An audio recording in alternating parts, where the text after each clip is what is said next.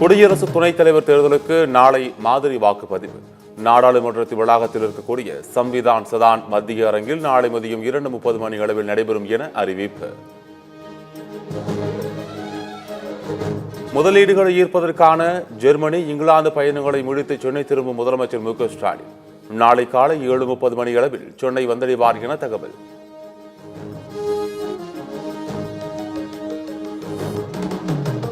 குரலிசை காவியம் படித்துள்ள இசைக்கலைஞர்கள் லிடியன் நாதஸ்வரம் மற்றும் அமிர்தவர்ஷினி ஆகியோருக்கு முதலமைச்சர் மு க ஸ்டாலின் வாழ்த்து. இளம் வயதிலேயே திருக்குறளை அனைத்து வயதினரும் உள்வாங்கிடும் வகையில் குரலிசை காவியம் படித்துள்ளதாக பெருமிதம். பீகார், கர்நாடகா, மகாராஷ்டிராவில் வாக்கு திருட்டு நடைபெற்றது போன்று தமிழகத்தில் நடக்கவிட மாட்டோம்.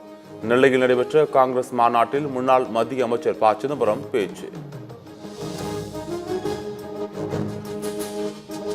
முத்துராமலிங்க தேவருக்கு பாரத ரத்னா விருது வழங்கவும், மதுரை விமான நிலையத்திற்கு அவரது பெயரை வைக்கவும் மத்திய அரசை வலியுறுத்துவோம். திண்டுக்கல் மாவட்டம் ஆத்தூர் தொகுதிக்கு உட்பட்ட சின்னாளப்பட்டி பிரச்சாரத்தில் அதிமுக பொதுச் செயலாளர் எடப்பாடி பழனிசாமி பேச்சு.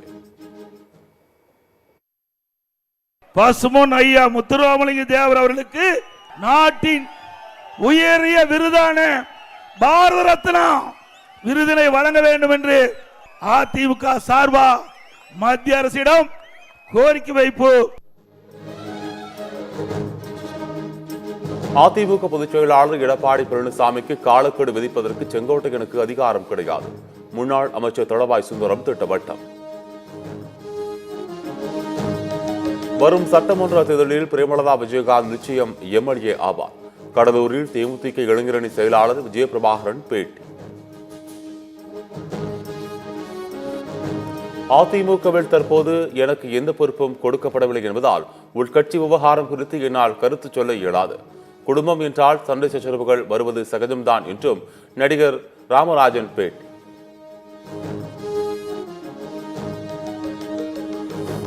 தமிழகத்தில் சட்டம் ஒழுங்கு சிறப்பாக இருக்கிறது. ஆனால் ஏர்போர்ட் மூர்த்தி மீது தாக்குதல் நடத்தி இருப்பது ஏற்றுக்கொள்ள முடியாதது.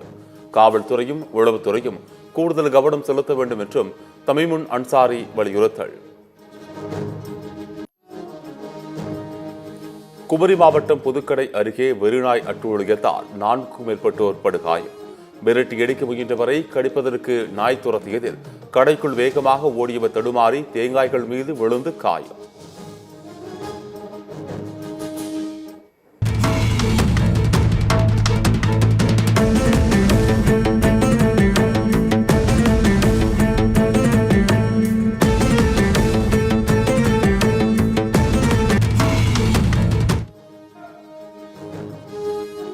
திருச்சியில் வீட்டின் சுவர் இடிந்து விழுந்து சிறுமி பலி. இடிபாடுகளுக்குள் சிக்கி மீட்கப்பட்ட சிறுமியின் உறவினருக்கு மருத்துவமனையில் சிகிச்சை. மகாராஷ்டிரா மாநிலம் மும்பை அருகே 24 அடுக்குமாடி குடியிருப்பில் பயங்கர தீ விபத்து. போராடி தீயை அணைத்து வரும் தீயணைப்பு வீரர்கள். உயரத்துக்கும் எனக்கும் சிக்கலான உறவு என விசாகப்பட்டினம் கண்ணாடி மேம்பாலம் குறித்து ஆனந்த் மகேந்திரா கருத்து. நேரடியாக சொல்லாவிட்டாலும் வீடியோக்கள் மூலம் காட்சிகளை ரசிப்பேன் எனவும் சமூக வலைதளத்தில் பதிவு.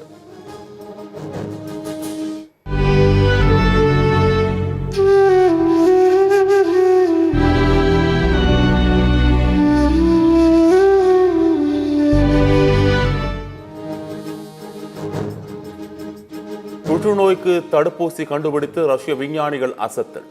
ரஷ்யாவின் புற்றுநோய் தடுப்பூசி 100 விழுக்காடு செயல்திறனை காட்டியுள்ளதாக தகவல் வெளியான நிலையில் விரைவில் பயன்பாட்டிற்கு கொண்டுவர நடவடிக்கை.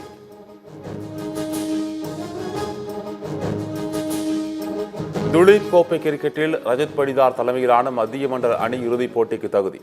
வரும் 11ஆம் தேதி தொடங்கவுள்ள இறுதிப் போட்டியில் தெற்கு மண்டல அணியுடன் பல பரீட்சை. தென்னாப்பிரிக்காவுக்கு எதிரான 3வது ஒருநாள் போட்டி. 5 விக்கெட்டுகள் மட்டுமே இழந்து 414 ரன்கள் குவித்த இங்கிலாந்து அணி. ஜோ ரூட், ஜேக்கப் பெத்தேல் சதமடித்து அசத்தல். ஜிம்பாப்வே அணிக்கு எதிரான 3வது T20 போட்டியில் 8 விக்கெட்டுகள் வித்தியாசத்தில் இலங்கை வெற்றி.